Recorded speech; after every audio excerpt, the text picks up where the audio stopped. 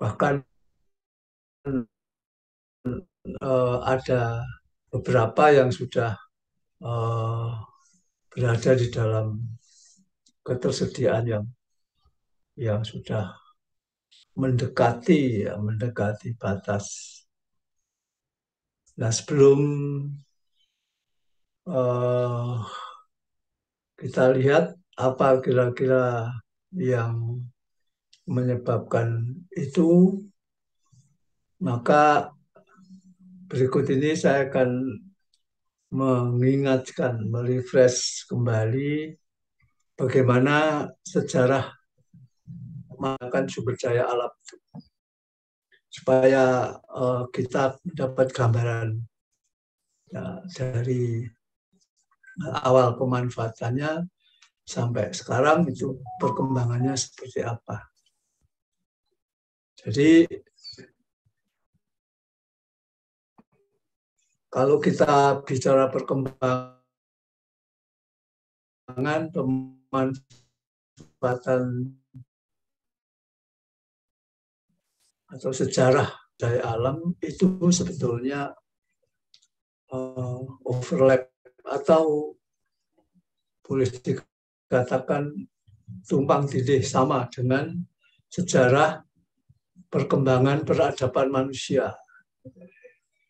Jadi sumber daya alam dan peradaban manusia itu dua hal yang tidak bisa dipisah, sebab pada awal sivilisasi, awal peradaban, manusia sudah bergantung pada sumber daya alam. Ketergantungannya berkembang. Kalau kita lihat itu, maka pada awal-awal peradaban manusia yang masih menggantungkan kepada sumber daya alam, itu menggunakan cara-cara yang sederhana, tradisional, atau manual. Semuanya pemanfaatan sumber daya alam itu adalah untuk memenuhi kebutuhan energi untuk kehidupan.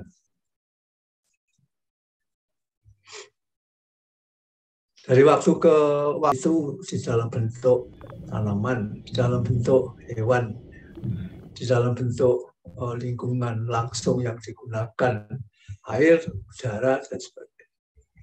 Jadi semuanya adalah sumber energi. Dalam kebutuhannya ternyata semakin banyak. Di dalam peradaban manusia, lahirnya apa yang disebut dengan budidaya pertanian, budidaya memanfaatkan tanaman, hewan, dan lingkungan itu juga dimulai dari yang sangat sederhana, budidaya yang sangat sederhana. Dan ketika demand-nya itu semakin bertambah, maka manusia memerlukan cara-cara yang lebih bisa mendapatkan sumber daya alam lebih mudah, lebih banyak, yaitu mengembangkan alat.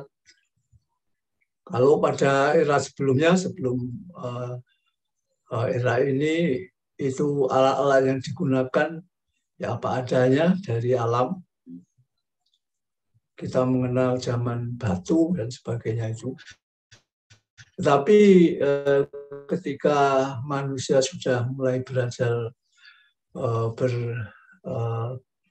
melakukan atau belajar cocok tanam ini, memelihara hewan, memelihara ternak, maka mereka juga sudah mulai mencoba untuk mencari bahan-bahan dukungan yang lain seperti biji, besi, gitu. Mereka sudah mulai melihat itu apa yang ada di alam yang digunakan untuk means alat.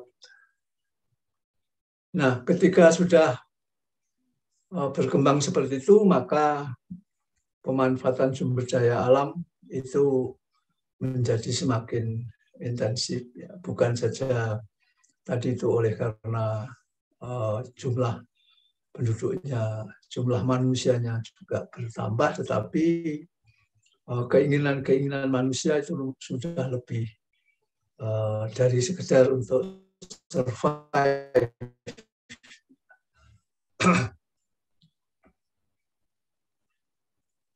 Perkembangan yang lebih lanjut itu dipicu oleh pengembangan teknologi yang lebih maju dibanding dengan yang lama ini, sehingga di situ ada perubahan yang sangat mencolok, yaitu yang disebut revolusi industri, yaitu setelah ditemukannya teknologi-teknologi baru yang menghasilkan alat-alat bantu yang lebih besar, misalnya mesin uap, kemudian juga lalu kincir angin, itu menyebabkan kemampuan manusia di dalam memanfaatkan sumber daya alam itu semakin besar. Dari situ lalu mulai terjadi kenaikan, peningkatan pemanfaatan sumber daya manusia itu sebanding dengan peningkatan jumlah penduduk yang fungsinya adalah eksponensial. Jadi terjadi satu peningkatan yang luar biasa.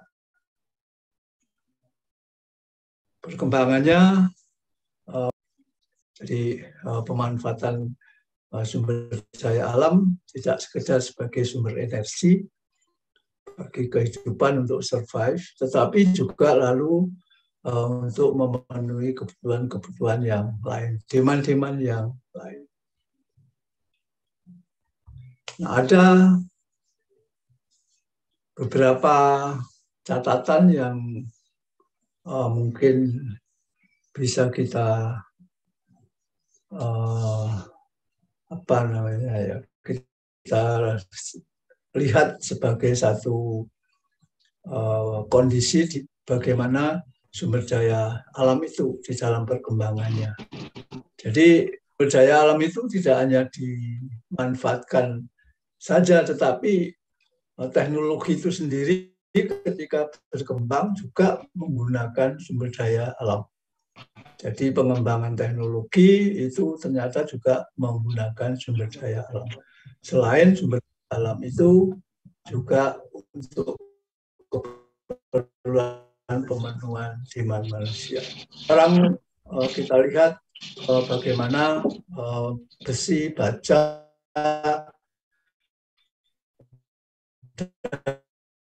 dan mineral-mineral yang demikian juga untuk teknologi-teknologi yang sekarang ini, elektronik, nuklir, komputer, dan sebagainya, semuanya memerlukan sumber daya alam. Bahkan di teknologi yang sekarang dikembangkan, itu juga memanfaatkan sumber daya alam dalam bentuk misalnya sumber genetik. Jadi meningkatnya pemanfaatan sumber daya alam itu tidak saja oleh karena jumlah penduduk, tapi pengembangan teknologi sendiri ya di samping mendukung bagaimana manusia meningkatkan sumber daya alam, sehingga apa yang disebut dengan ekstraksi atau ya kalau kita lihat istilah yang sekarang ini mungkin dikemukakan adalah pemanfaatan sumber daya alam itu sekarang sudah menuju ke arah penambangan, ya, mining, ya, natural resources mining. Jadi dengan adanya itu maka eksistensi sumber daya alam itu terancam. Jadi, tetapi tidak itu saja. Jadi di samping keberadaannya sendiri, tetapi sumber daya alam itu sebenarnya terikat di dalam satu sistem. Dalam satu sistem artinya terintegrasi di dalam sistem alam. Sehingga akibatnya juga lalu menjadi dua tantangannya, ya. Ketika pemanfaatan sumber daya alam itu sangat meningkat, maka tidak saja berakibat pada ancaman eksistensi sumber daya alam itu ketersediaannya, tetapi juga terhadap sistem alam yang dibangun oleh sumber daya alam itu.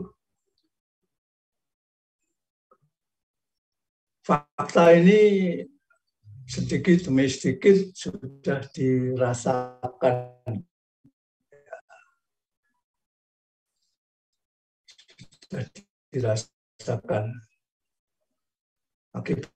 Akibat itu sudah dirasakan. Fakta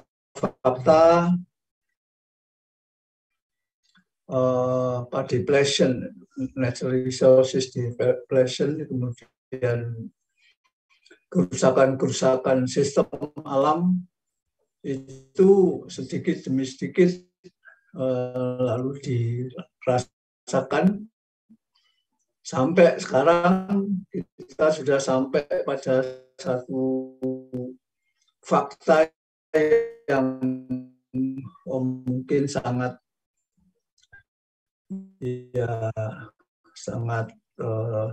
signifikan itu. Jadi banyak kondisi yang tidak ideal lagi, perubahan iklim, kemudian cemaran-cemaran di lingkungan itu semuanya merupakan akibat dari pemanfaatan sumber daya alam yang berlebihan.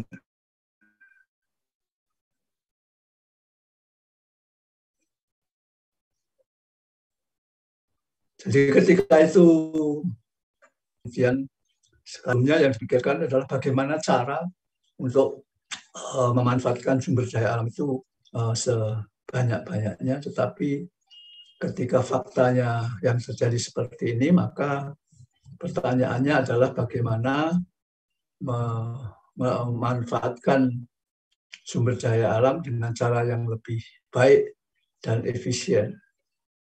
Itu adalah tantangan-tantangan yang dihadapi oleh kehidupan manusia sekarang. Nah, ini perkembangan sampai sekarang. Jadi lagi tantangannya adalah bagaimana manusia bisa memanfaatkan sumber daya alam, menggunakan sumber daya alam itu lebih baik.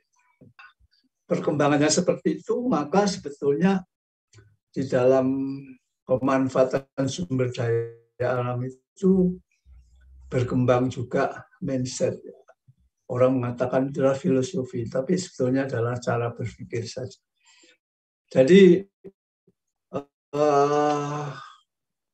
kita mengenal dengan apa yang disebut mitos keberadaan sumber daya yang tidak pernah habis. Jadi namanya di tulisan-tulisan itu bisa tidak hanya satu, misalnya itu mitos dari bahwa sumber daya alam itu tidak pernah habis, kemudian sumber daya alam itu di dalam keberadaan yang melimpah. Itu adalah mindset pertama yang difahami oleh manusia. Nah, sebenarnya mitos ini dikembangkan ya, terutama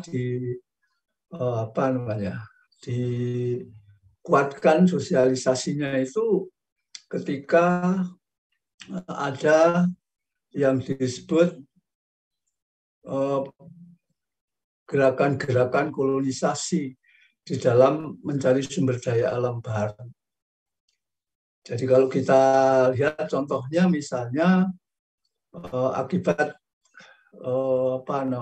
kebutuhan demand yang begitu tinggi, itu bangsa-bangsa di Eropa itu mulai memikirkan untuk mencari sumber daya alam di luar Eropa. Oleh karena itu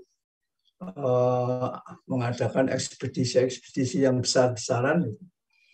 Nah, yang disebut mitos ini bahwa sumber daya alam itu di samping melimpah dan tidak pernah bisa habis, itu digunakan untuk menarik itu. Jadi contohnya misalnya yang lebih eksplisit itu ketika ada ekspedisi ke Amerika. Ke Amerika itu daya tariknya adalah tawaran bahwa sumber daya alam itu sangat melimpah di sana dan tidak pernah.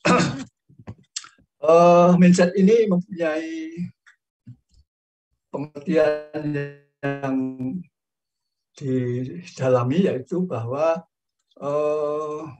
bumi ini, planet ini akan sangat kaya terhadap sumber daya, dan artinya lalu berapapun manusia itu mengambilnya, menggunakannya, maka alam selalu akan dapat menggantikannya atau menyediakannya.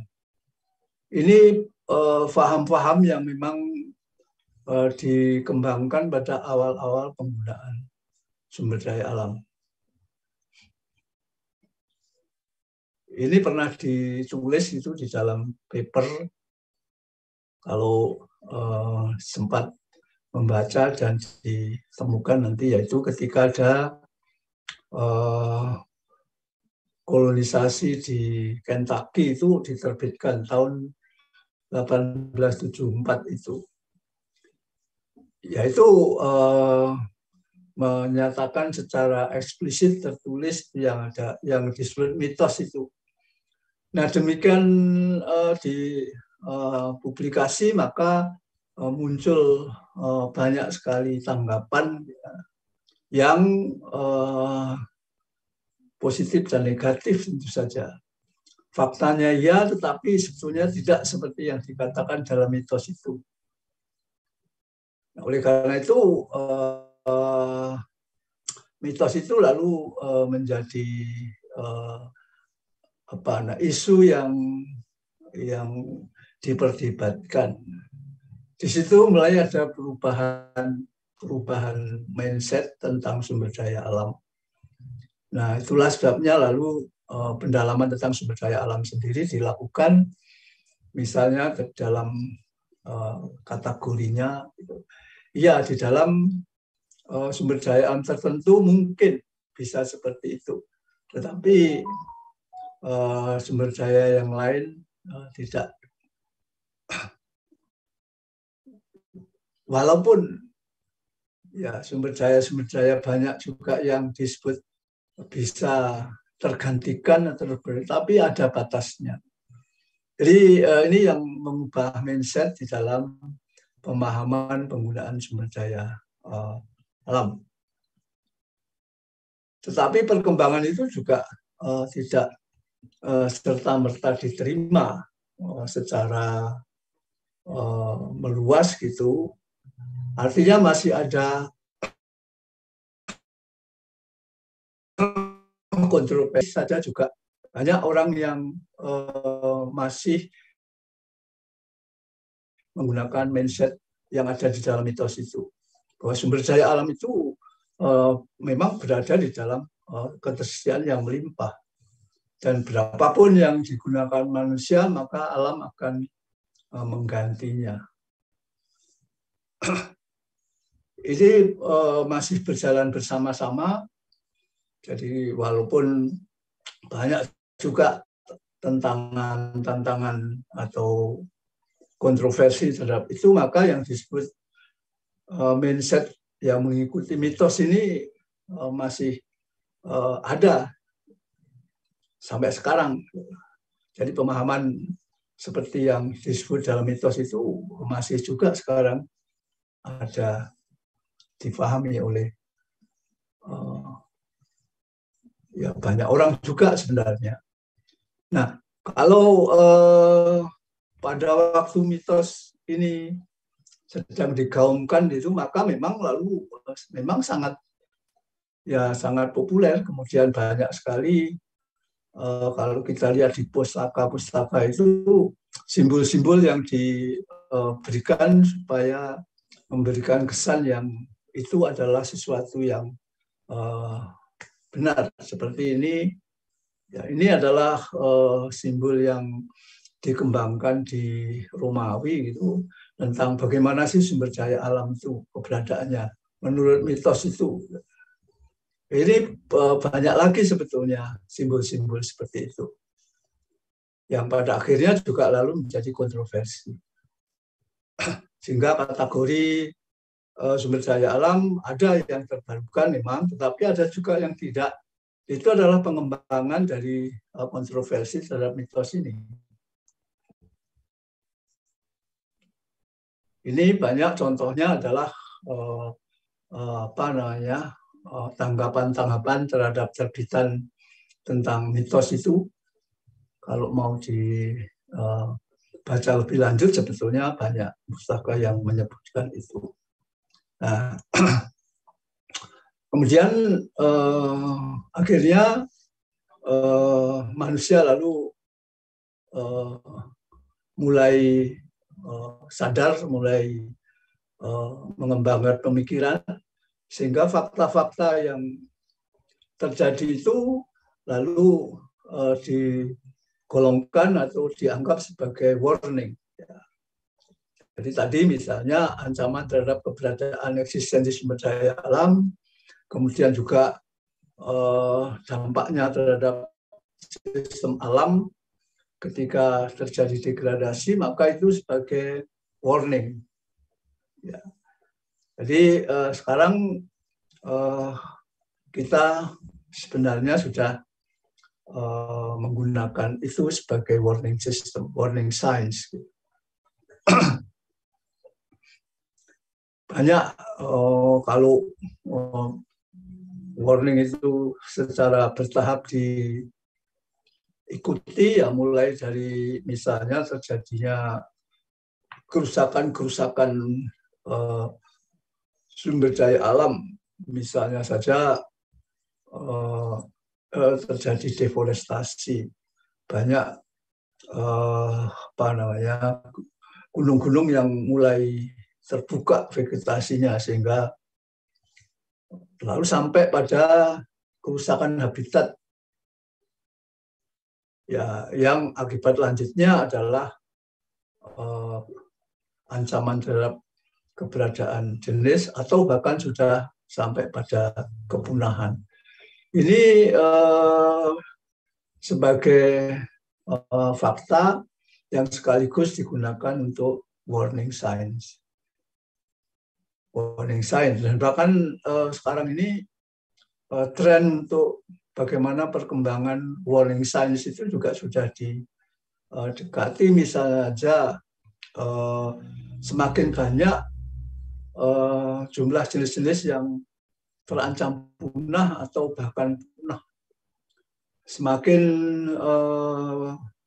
tinggi juga kerusakan sistem alam yang ditandai sekarang misalnya dengan perubahan iklim, global warming dan sebagainya. Itu sudah lebih berkembang lagi, tidak hanya dipandang sebagai warning sign, tetapi juga trennya itu sudah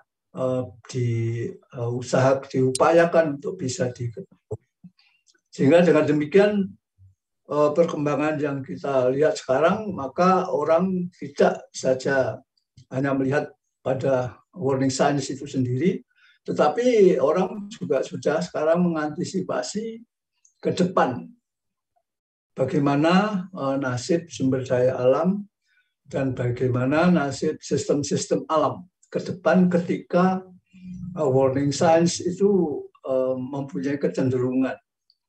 Global warming misalnya, kenaikan suhu tidak kunjung berhenti dan bahkan juga menunjukkan peningkatan. Perubahan iklim juga semakin meluas dampaknya. Nah, itu yang menyebabkan sekarang ini melahirkan upaya-upaya menuju ke situ. Jadi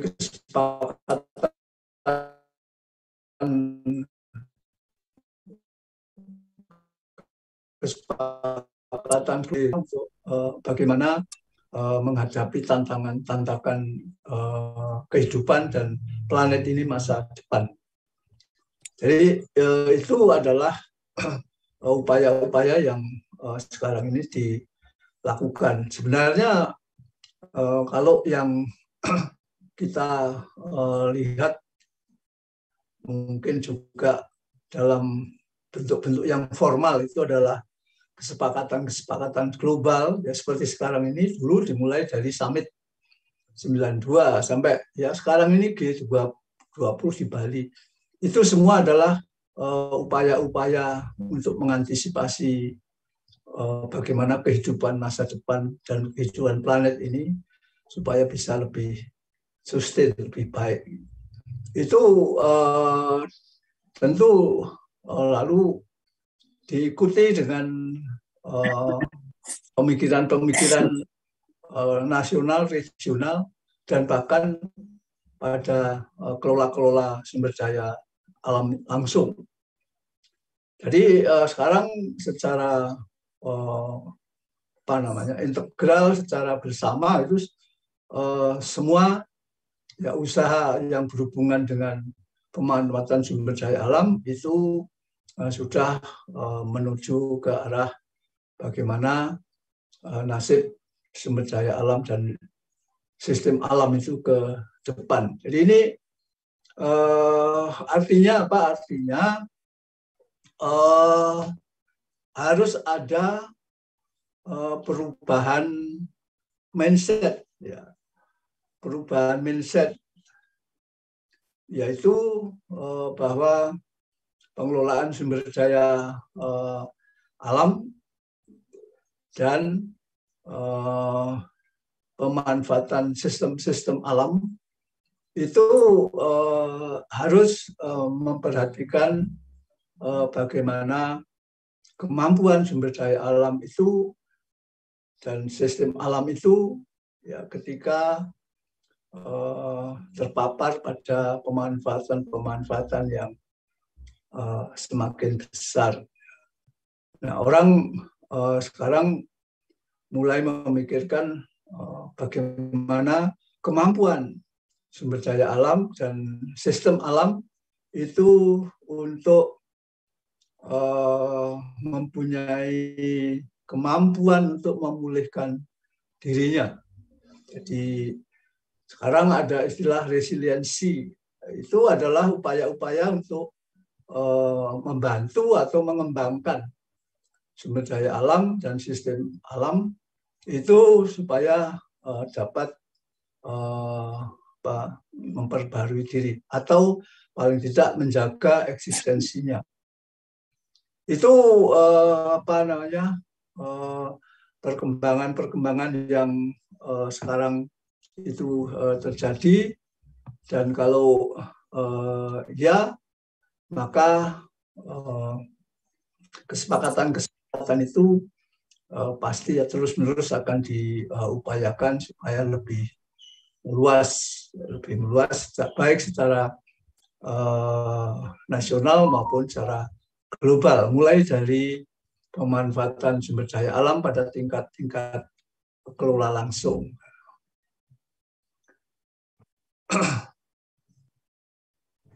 Pertanyaan-pertanyaannya lalu apa kemudian? Jadi tadi berangkat dari masih adanya ragam mitos, ragam mindset terhadap keberadaan sumber daya alam. Ya, jadi mulai dari yang masih memahami keberadaan sumber daya alam menurut mitos tadi, sampai pada sudah memperhatikan warning system, warning signs. Itu memang lalu menyebabkan kenapa kesepakatan-kesepakatan yang diperlukan secara global maupun nasional itu take time, ya. Tidak serta-merta lalu bisa berubah. Jadi oleh karena mulai dari mindset yang sangat dasar itu, maka ya memang wajar kalau itu take time. Nah, oleh karena itu banyak sekarang ini tanda-tanda untuk menuju ke arah sana dengan berbagai caranya. Jadi mulai dari membangun kesepahaman sampai pada respon-respon yang vokal, yang vulgar seperti yang dilakukan oleh lembaga-lembaga NGO. Ya. Jadi banyak sekali sekarang respon yang terhadap bagaimana degradasi atau deplesi yang terjadi pada sumber daya alam dan sistem alam.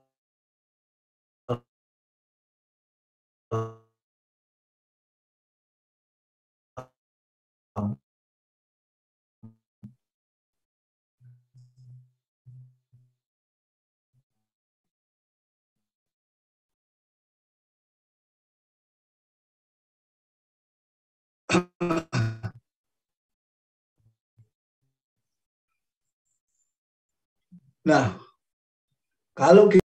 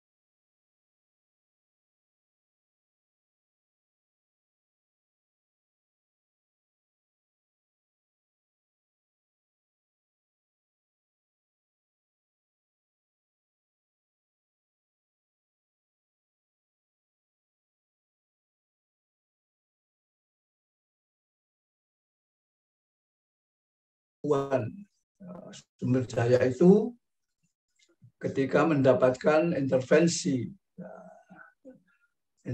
dalam bentuk pemanfaatan, itu juga lalu menjadi hal yang diperlukan untuk dipahami.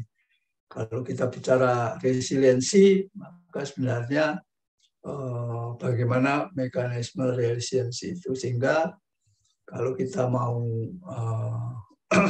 mengusahakan membantu alam untuk agar bisa memulihkan diri, maka tindakannya akan lebih jelas apa yang dilakukan.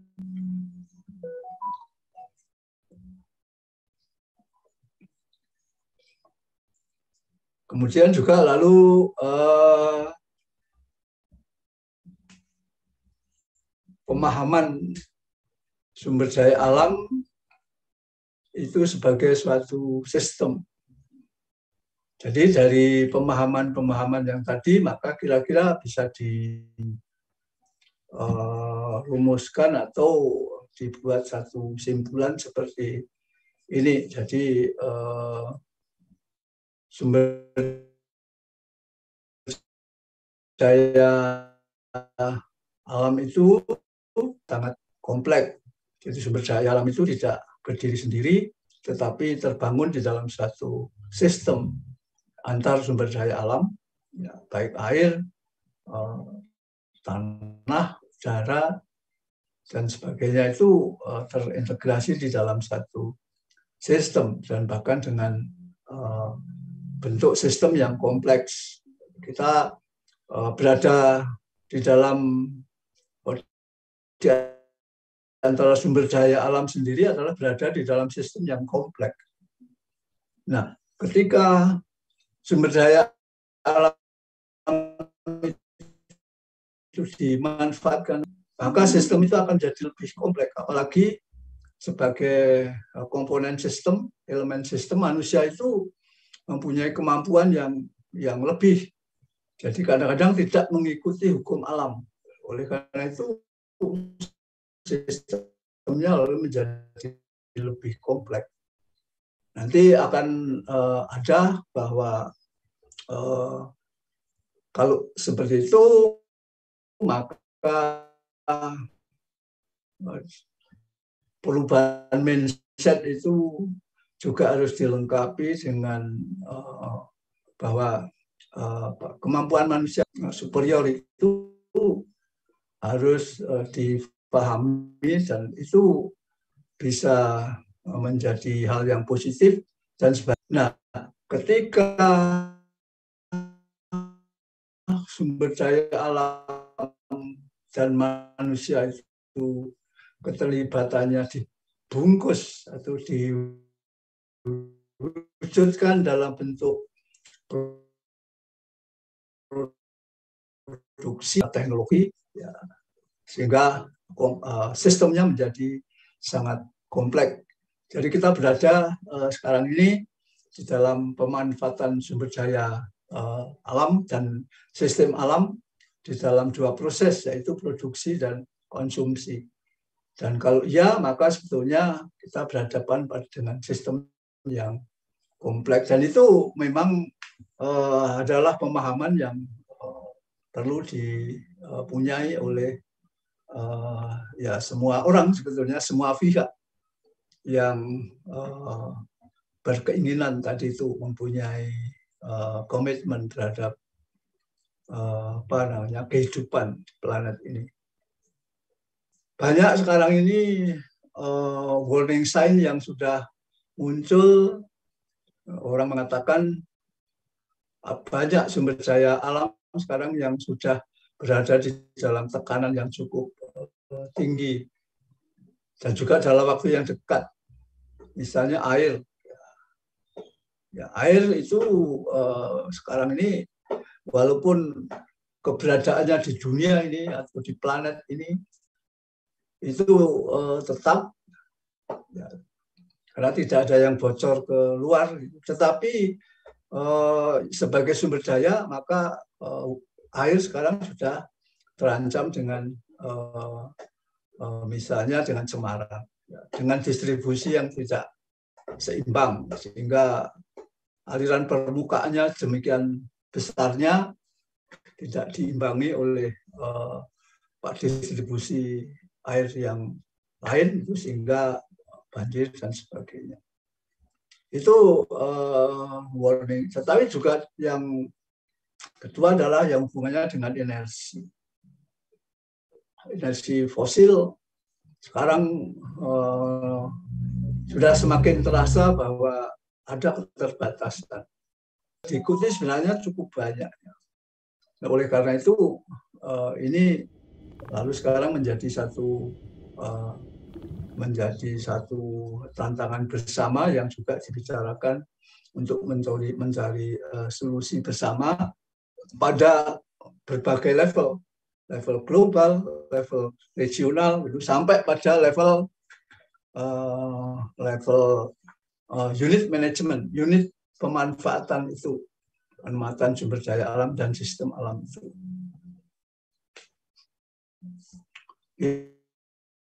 Ini juga misalnya dan sebagainya itu sudah didahului dengan fosforus dan sebagainya yang sudah mulai langka. Selanjutnya lalu pemahaman tentang keberadaan sumber daya itu di dalam sistem, misalnya di dalam ruang. Sumber daya itu keberadaannya memang emisi dilakukan pada ruang-ruang yang di bawahnya. Ruang populasi misalnya, ruang masyarakat atau komunitas, atau bahkan jadi saya langsung saja misalnya sampai rumusan ini. Jadi kalau seperti itu banyak orang yang mencoba untuk membuat satu logika di dalam bentuk diagram. Jadi kalau kita bicara interaksi antara sumber daya alam dan manusia tadi, untuk perubahan demand itu sendiri. Misalnya dengan pertumbuhan industri itu sebenarnya adalah dalam upaya untuk mengembangkan interaksi antara alam dan manusia. Dan ini di dalam perkembangannya sampai sekarang itu juga masih mengikuti perkembangan awal seperti yang tadi saya katakan bahwa interaksinya itu menuju ke arah kondisi yang semakin ekstrim.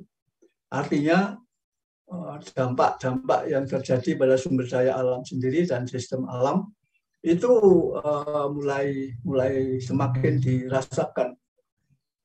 Jadi dengan demikian maka sekarang kalau kita bicara warning signs itu, ya warning sign yang menyangkut depresi sumber daya alam dan warning signs yang menyangkut kerusakan lingkungan itu sudah sangat banyak, dan itu langsung mempengaruhi interaksi itu sendiri, mempengaruhi kehidupan.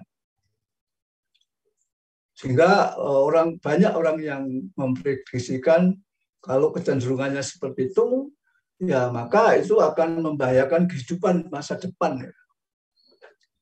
Dan kalau iya, maka banyak juga yang menyebutkan ancaman yang lebih berat, yaitu ancaman terhadap kehidupan manusia, eksistensi kehidupan manusia.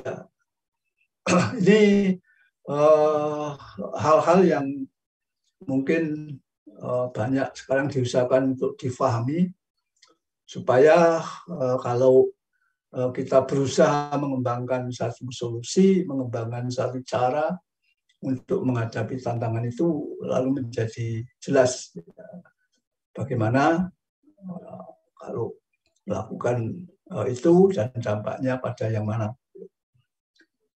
Jadi semua kesepakatan sekarang dalam bentuk formulasi apapun, misalnya dalam bentuk itu aturan-aturan pemanfaatan sumber daya alam,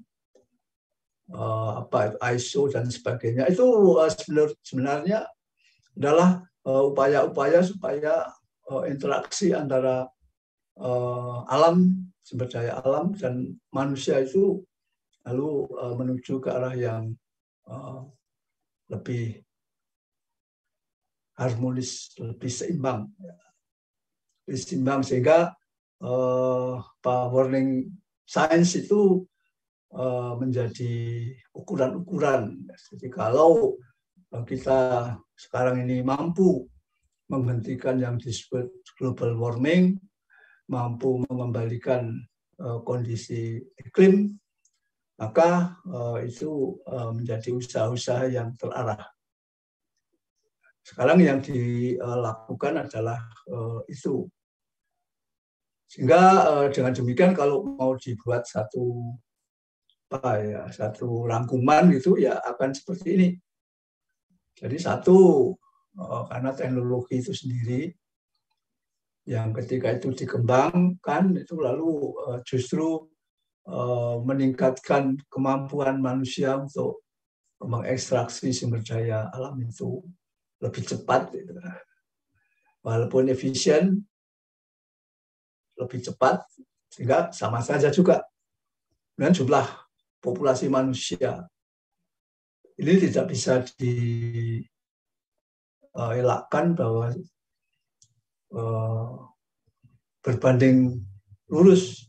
Jadi kalau populasi itu meningkat secara eksponensial, maka pemanfaatan sumber daya alam juga meningkat secara eksponensial. Yang itu lalu juga budaya konsumerisme. Jadi banyak juga ini paham-paham seperti ini kalau dibaca gitu, ketika kita menginginkan antara alam dan sumber daya alam dengan manusia itu, dengan masyarakat, dengan kehidupan itu seimbang. Tetapi banyak juga paham-paham tentang masih mendapatkan manfaat dari sumber daya alam itu sebanyak-banyaknya. Masih juga seperti itu, sehingga memang yang disebut konsumerisme itu, paham konsumerisme itu ya merupakan satu hal yang perlu kita pikirkan. Kemudian yang lain adalah adanya kompetisi. Jadi kalau kita melihat kompetisi yang terjadi sekarang, itu lalu bagaimana adu kemampuan untuk memanfaatkan sumber daya alam itu lebih baik, lebih banyak, dan lebih. Ya mungkin kalau kemarin kita lihat pertemuan antara Presiden Amerika dan Presiden Cina tentang kompetisi, menghargai kompetisi, tetapi jangan sampai menimbulkan konflik. Jadi itu juga lalu salah satu pemahaman baru. Jadi dulu negara-negara adidaya itu benar-benar kompetitif, berkompetisi untuk mengandalkan, mengagungkan kemampuan masing-masing, sehingga yang terjadi adalah konflik. Tapi kalau kita lihat kemarin itu kedua pengemuka dunia itu, pimpinan negara-negara adidaya itu sudah merumuskan kita menghormati kompetisi, tapi jangan sampai menimbulkan konflik. Ini saya kira satu mindset ide yang sangat bagus. Kemudian juga masih banyak juga lack awareness. Jadi ya tidak ya kesiagaan atau ya ini kewaspadaannya itu masih belum terbangun. Nah, yang lebih penting lagi adalah bahwa tidak bisa dipungkiri bahwa yang namanya distribusi sumber daya alam di planet ini memang tidak merata, ya. Tidak merata. Oleh karena itu wajar kalau keberadaan sumber daya alam atau sistem alam di suatu tempat sangat melimpah, di tempat yang lain itu tidak. Dan ini lalu akan mempengaruhi bagaimana manusia, sehingga menimbulkan tadi itu kompetitif, kemudian mendukung atau konsumerisme yang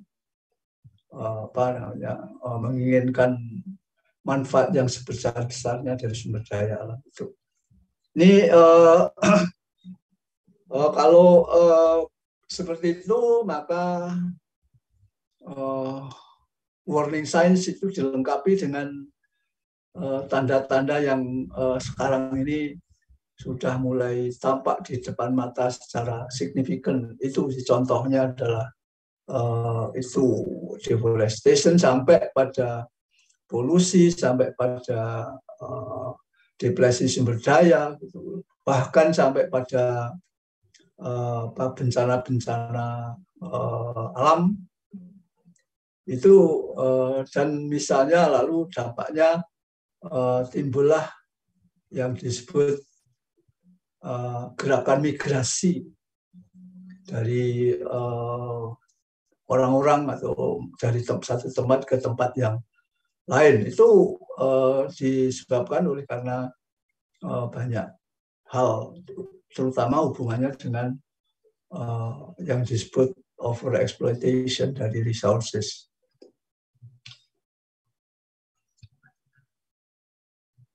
Konsekuensi yang lain adalah ya ketika tadi itu kondisinya sampai pada eksistensi sumber daya alam di planet yang tidak merata, termasuk dengan demikian maka yang disebut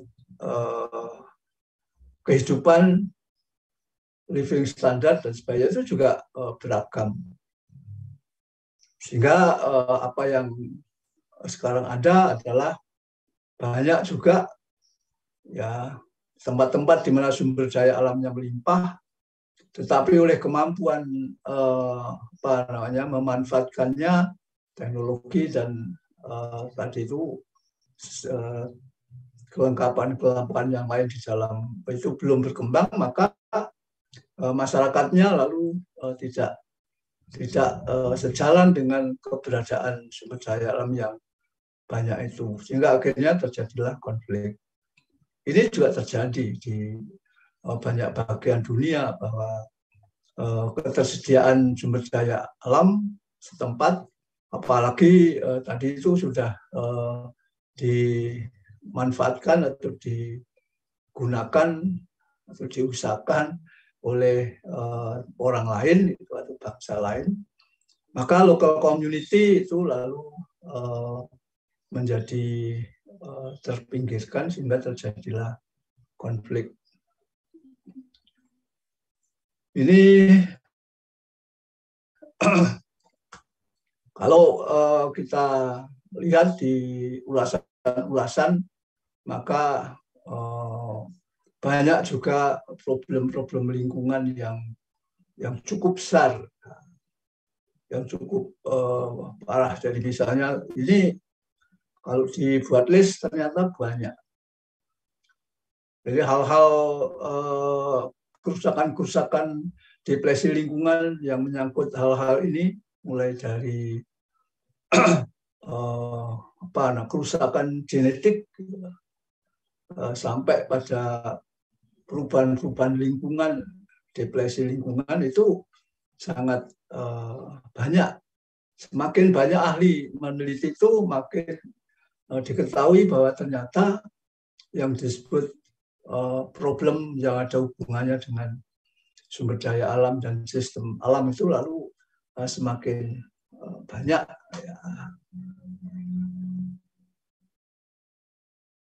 Tadi ya, konflik dengan masyarakat setempat itu bentuknya menjadi banyak sebetulnya. Ada dispute mengenai hak dan juga lalu keuntungan terhadap sumber daya alam itu ketika pemanfaatannya adalah tidak langsung dilakukan oleh masyarakat setempat, ada dispute. Kemudian ada konflik-konflik yang hubungannya dengan egosentrik, ya, pandangan egosentrik yang salah satunya juga dipicu oleh tadi itu pola konsumerisme yang materialistik itu menjadi hal yang kemudian ketika ada kontaminasi terhadap lingkungan langsung, itu yang lebih dulu merasakan adalah masyarakat lokal. Belum lagi kerusakan-kerusakan lingkungan yang lain. Jadi kalau seperti itu, maka ada analisis untuk membantu kita mencari solusi, yaitu ketika kita bicara depresi sumber daya alam, maka faktornya yang pengaruhi lalu menjadi itu.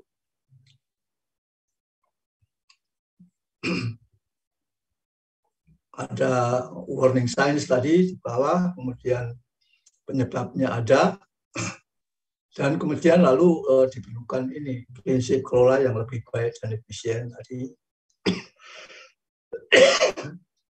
dilengkapi dengan ya kesepakatan berupa prinsip-prinsip perundangan pada level-level, semua level dunia sekarang baru akan sudah mulai membentuk kesepakatan global yang mulai mengikat sampai pada pemanfaatan sumber daya alam dan sistem alam di unit kelolanya.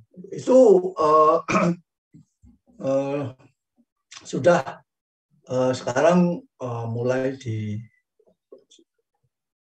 dikembangkan solusi-solusi menuju ke arah kehidupan yang seimbang.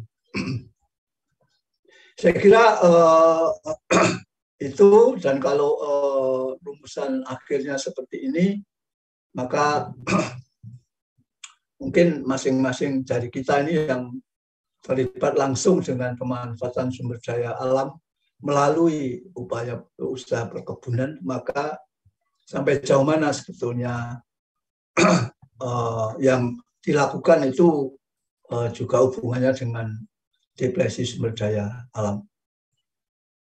Mungkin ini adalah pemikiran yang bisa dikembangkan.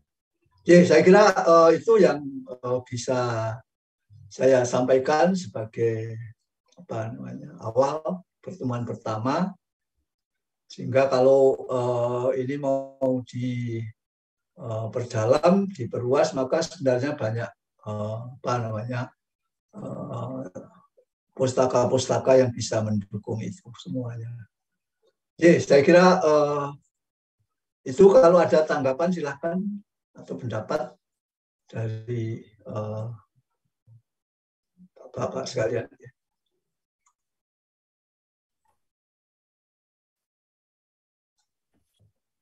Malam, Prof. Enggak. Ya, Prof. Izin diskusi dan bertanya. Nah, tadi saya ambil kesimpulan bahwa sumber daya alam kita ini akan kedepannya akan mengalami depresi atau under pressure tadi, atau kelangkaan sumber daya alam. Pada dasarnya kan tadi yang pertama perkembangan populasi manusia yang semakin banyak kan gitu ya, Prof ya. Yang pertama, karena saya lihat data populasi saat ini 2022 saja manusia sudah 8 miliar. Tadi Prof bilang estimasi manusia 2050 bahkan akan mencapai 10 miliar. Ini hampir peningkatannya 2 miliar. Kemudian pengelolaan lahan pertanian yang mungkin belum baik. Kemudian ada juga dampak-dampak seperti deforestasi hutan, tadi yang culture konsumsi, kemudian kesadaran kita, kemudian distribusi alam yang tidak merata. Nah, pertanyaan saya, Prof, dari faktor-faktor ini menurut Profesor, kira-kira faktor yang paling dominan saat ini yang terjadi di Indonesia, kira-kira untuk kedepannya itu yang paling berdampak terhadap Indonesia faktor apa, Bro? Kemudian kebijakan dari pemerintah, saya baca berita juga bahwa pemerintah untuk mengurangi konsumsi bahan-bahan seperti koal atau bahan-bahan yang tidak unrenewable atau tidak bisa terbarukan akan dirubah menjadi bahan yang renewable atau bahan-bahan yang bisa diperbarui. Nah, itu seperti contoh penggunaan bahan batu bara ke depannya akan dikurangi, targetnya tahun 2030. Atau kira-kira kebijakan pemerintah atau kita sebagai yang bergerak di bidang perkebunan, kira-kira langkah-langkah apa aja untuk supaya kita bisa ikut membantu pemerintah dalam mengurangi atau menjaga ke depannya agar tidak terjadi kelangkaan atau depresi sumber daya alam tadi. Mungkin itu Prof pertanyaannya. Yes, ya sekarang jawabnya juga sekarang sedang berkembang, gitu. Sedang berkembang. Jadi tadi itu disebutkan satu persatu bagaimana mengatasi supaya sumber-sumber daya alam yang tidak terbarukan itu juga lalu menjadi kurang terancam terhadap depresi, misalnya lalu dicarikan bahan-bahan yang tidak berasal dari sumber daya yang tidak terbarukan, tetapi diganti dari sumber daya yang terbarukan. Seperti ya sekali yang kita lakukan kan biodiesel, itu adalah upaya untuk itu. Untuk itu banyak substitut yang lain, pengembangan apa namanya jaringan misalnya, perangkat-perangkat itu sebagai substitut untuk mengurangi deforestasi, mengganti bahan-bahan yang berasal dari hutan kayu. Itu sedang berkembang, Pak. Lalu sampai pada lingkungan, tadi itu bicara mengenai sistem alam. Jadi kerusakan-kerusakan sistem alam itu banyak yang disebabkan oleh karena adanya cemaran. Waste artinya yang masuk ke lingkungan. Nah, sekarang kan juga dikembangkan mulai dari kesepakatan global sampai pada apa namanya unit kelola, bahwa strategi zero waste atau dengan menggunakan teknologi sirkuler itu lalu menjadi upaya ya, supaya yang disebut sistem alam itu lalu ke depannya menjadi semakin tidak terancam. Jadi banyak Pak usaha-usahanya itu, dan berkembang dari waktu ke waktu berkembang. Sekarang upaya-upaya itu sudah mulai bermunculan di sana, di sini, sehingga baik mulai dari inisiatif global sampai pada inisiatif pada unit kelola sumber daya alam itu. Jadi ya semuanya adalah upaya supaya interaksi manusia dengan alam itu menuju ke kondisi yang harmonis, Artinya apa? Artinya sumber daya alam tetap bisa memenuhi kebutuhan manusia, dan karena memang banyak yang tidak bisa tergantikan itu. Tapi sementara itu usaha-usaha untuk mengelola, memanfaatkan dengan lebih baik dan efisien itu tidak hanya itu, tapi disertai oleh teknologi-teknologi atau pendekatan-pendekatan atau solusi-solusi yang lebih luas. Tadi misalnya ada pengembangan teknologi sirkuler, sehingga pengelolaan pemanfaatan sumber daya alam itu tidak saja membangun keseimbangan antara demand dan supply, tetapi juga lalu menghindari atau memperkecil, meminimalkan dampaknya terhadap lingkungan, yaitu dengan zero waste atau pengolahan limbah dikembalikan pada sistem alam. Ya sebenarnya di dalam sistem alam itu kan ya waste itu kembali lagi diolah menjadi alam. Tetapi oleh karena jumlahnya sangat berlebihan, maka kemampuan alam itu tidak cukup. Artinya alam tidak mampu. Oleh karena jumlah waste-nya itu semakin banyak. Tidak berupa natural waste. Jadi di alam itu sebetulnya juga waste memang terjadi, tetapi di dalam kondisi sistem yang baik maka limbah itu termasuk lagi di dalam sistem. Jadi kalau kita melihat pertukaran massa di dalam sistem, maka akan terlihat bahwa di situ adalah plus. Ya. Artinya yang terbuang oleh satu elemen digunakan oleh elemen yang lain. Nah, tetapi tadi itu oleh karena pemanfaatan hubungan atau interaksi antara alam dengan sumber daya alam itu masuk elemen yang baru, yaitu manusia yang adalah superior itu, maka ya bisa saja dampaknya yang kita lihat adalah sekarang muncul timbulnya waste yang berlebihan. Nah, kalau alam tidak bisa, maka ya manusia itu sendiri yang harus membantu untuk itu. Jadi hal-hal semacam itu yang memang dari segi logika yang dikembangkan. Jadi termasuk itu. Lalu tadi itu yang hubungannya dengan budaya konsumen. Kemudian juga tidak saja itu, tapi juga produksi.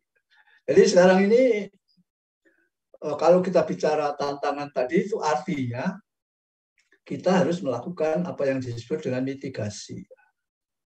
Mitigasi itu bentuknya ada banyak. Di antara yang besar adalah melakukan mitigasi itu adalah memelihara dan mempertahankan apa yang sudah ada sekarang dan memperbaiki apa yang rusak.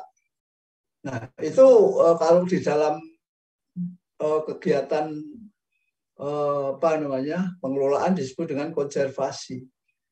Jadi kalau sekarang ini kita bicara mitigasi, maka dan juga pemenuhan demand, maka antara produksi dan konservasi itu tidak bisa dipisahkan.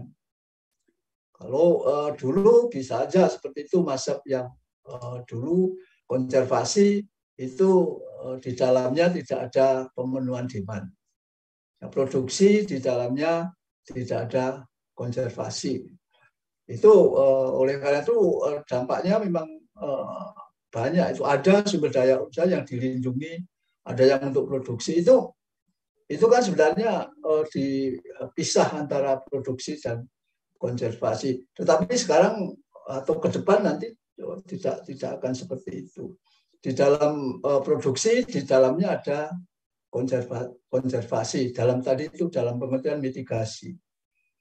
Di dalam konservasi tidak harus memenuhi demand, harus ada aspek produksinya.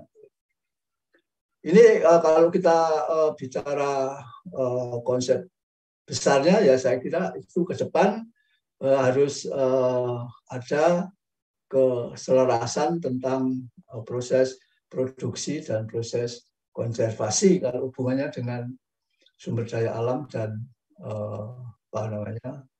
sistem alam.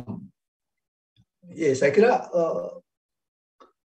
kok seperti itu. Dan kalau yang disebut berkembang tadi ya contohnya tentu sangat banyak.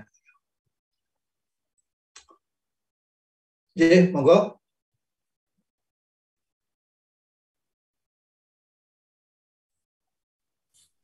Ya, Prof. Makasih, Prof. Penjelasannya, Prof. Ya, mungkin bisa dikembangkan.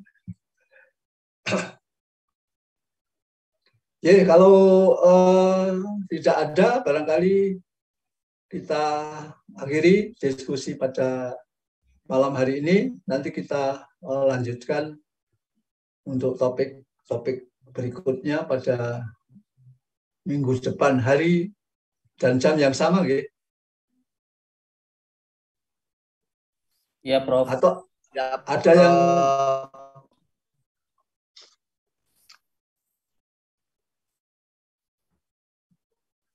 ada usulan, ada pendapat tentang waktu?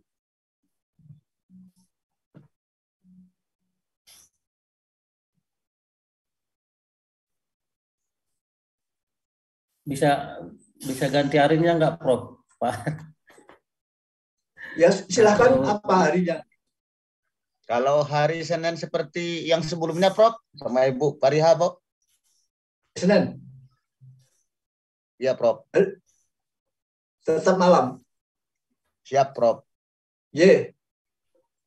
Senin malam juga enggak apa-apa. Ye, kalau semuanya setuju, oke. Maka minggu depan kita akan selenggarakan diskusi seperti ini pada hari Senin, ya, jamnya sama 19.30. Oke, begitu. Oke, kalau seperti itu nanti saya akan laporkan ke admin supaya penyediaan linknya itu disesuaikan dengan perubahan waktu. Oke, saya kira sampai di sini. Salam sehat untuk semuanya. Sampai ketemu minggu depan hari Senin. Assalamualaikum warahmatullahi wabarakatuh. Waalaikumsalam. Waalaikumsalam. Makasih, Prof. Makasih, Prof. Selamat malam. Selamat malam, Ji. Prof. Selamat malam. Makasih, Prof. Selamat malam. Prof.